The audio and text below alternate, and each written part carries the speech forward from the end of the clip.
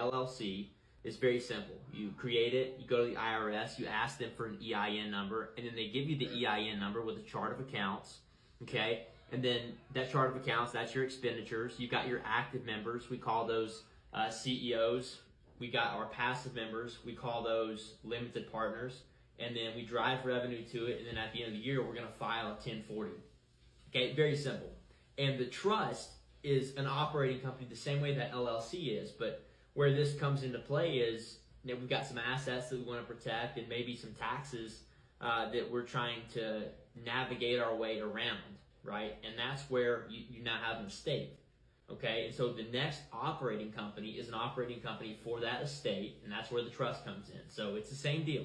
We create the trust, we go to the IRS, we ask them for an EIN number, they give us that same chart of accounts, but this time it's for a trust, which is an estate planning tool, so it's a lot broader. It covers a lot more.